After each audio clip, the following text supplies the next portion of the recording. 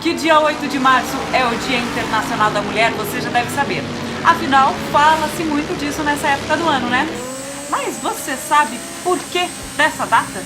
E por que de ser comemorado justo nesse dia? 160 anos atrás, no dia 8 de março de 1857, mulheres que trabalhavam numa fábrica de tecidos em Nova York, nos Estados Unidos, resolveram parar de trabalhar.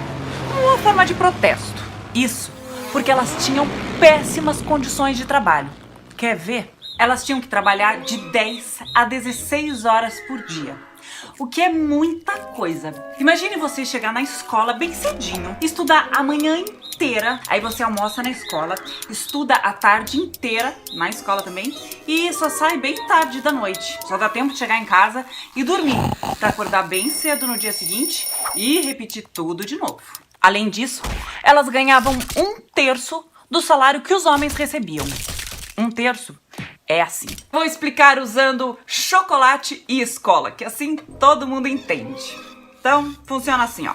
Pega essa barra de chocolate que tem 4 retângulos, certo?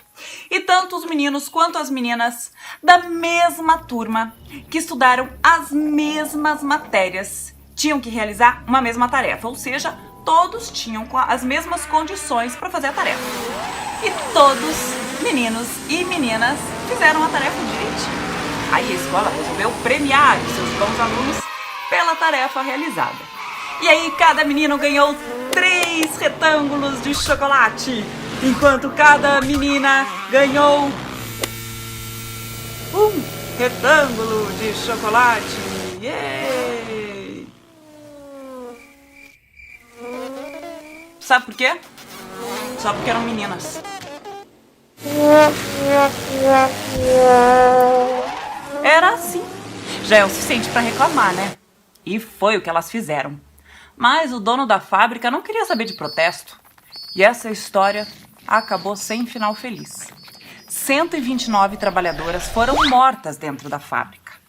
Então, em 1975, numa Assembleia Geral da ONU, a Organização das Nações Unidas, decidiram decretar o dia 8 de março como o Dia Internacional da Mulher. Mas e por que existia esse dia?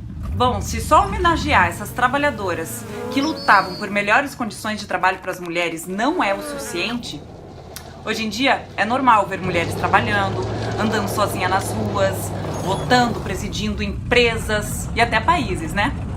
Mas sabe, nem sempre foi assim. Vou te contar, a coisa não era fácil pra gente. As mulheres não podiam votar, estudar, trabalhar. Ah, só se fossem os afazeres de casa, cozinhar, limpar, passar, cuidar dos filhos, pelo simples fato de serem mulheres. Mas se todos somos cidadãos, independente do gênero, por que fazer uma distinção dessas, não é? Então, aos poucos, as mulheres têm conquistado seu espaço e estamos conseguindo aumentar a consciência da sociedade de que homens e mulheres devem ter os mesmos direitos e deveres. E é por isso que essa data é tão importante.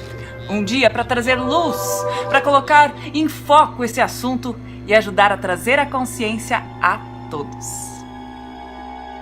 Você sabia que alguns direitos das mulheres foram criados há não muito tempo assim? Ao longo dos séculos, muitas mulheres vêm lutando pela igualdade de direitos.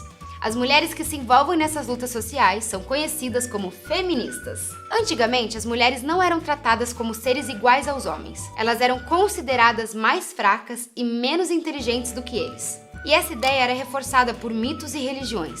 Tinha até quem saísse dizendo por aí que as mulheres eram a fonte do mal. Bom, hoje todo mundo sabe que isso não tem fundamento. Mas você deve estar se perguntando quando foi que o cenário começou a mudar de verdade. Então, no final do século XVIII, começou a ser difundido o conceito de liberdade individual. Isso aconteceu na Europa e na América do Norte. A liberdade individual defende que os direitos das pessoas sejam respeitados pelo governo. Até aí, tudo muito bonito. Acontece que o conceito de liberdade individual não incluía as mulheres, eram direitos do homem. Mas isso não passou batido não. Já nessa época, algumas mulheres se opuseram a isso e começaram a falar abertamente sobre os direitos da mulher. Uma feminista muito famosa dessa época foi a Mary Wollstonecraft. E o que ela dizia é bem óbvio para os tempos de hoje. Mary defendia que as mulheres deveriam ter as mesmas oportunidades que os homens, em termos de educação, trabalho e atuação política. Como dá pra ver, nem sempre o que é óbvio em uma época foi em outra. As mulheres sabiam que para mudar a sociedade só tinha um jeito, por meio do sufrágio, ou seja, pelo direito ao voto. Apenas assim elas poderiam fazer parte do governo e influenciar as políticas e leis. Nos Estados Unidos, o movimento pelos direitos da mulher teve início com o movimento abolicionista. Dois nomes que se destacaram muito foram Lucretia Mott e Elizabeth Cady Stanton. Além de lutarem pelo fim da escravidão, essas mulheres lideraram a primeira convenção pelos direitos da mulher. Mas o feminismo não foi exclusividade dos Estados Unidos. Em outros países, muitas mulheres deram duro para que o direito ao voto fosse conquistado. Na Nova Zelândia, esse direito foi conquistado em 1893, na Austrália, em 1902, na Finlândia, em 1906, na Noruega, em 1913 e no Reino Unido, em 1918. Na Suíça, o processo foi mais lento e as mulheres só puderam votar a partir de 1971. Já o Oriente Médio negou o direito ao voto às mulheres até o início do século XXI. A última nação do Oriente Médio a autorizar o voto feminino foi a Arábia Saudita, em 2015. Atualmente, o único país onde as mulheres não podem votar é o Vaticano. Entre o final do século XX e o início do século XXI, muitas mulheres também foram eleitas para cargos governamentais importantes, como presidentas ou primeiras ministras. Isso aconteceu em vários países, dentre eles o Brasil. Inclusive, você deve estar se perguntando, e o feminismo no Brasil? No Brasil, a luta pelos direitos das mulheres começou no século XIX. A pioneira do feminismo no Brasil foi Nísia Floresta Brasileira Augusta, cujo nome verdadeiro era Dionísia Gonçalves Pinto.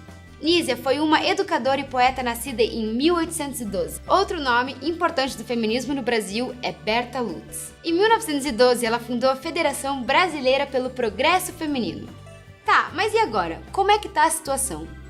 Infelizmente, a luta das mulheres por seus direitos continua. Ainda hoje, as mulheres muitas vezes recebem salários menores do que os dos homens, mesmo quando estão ocupando a mesma função. A violência doméstica contra a mulher também continua a ser uma questão nos dias de hoje. Lamentável. Mas, falando de coisa boa, uma conquista muito importante no combate à violência contra a mulher foi a Lei Maria da Penha. A Lei Maria da Penha define a violência doméstica contra a mulher como crime.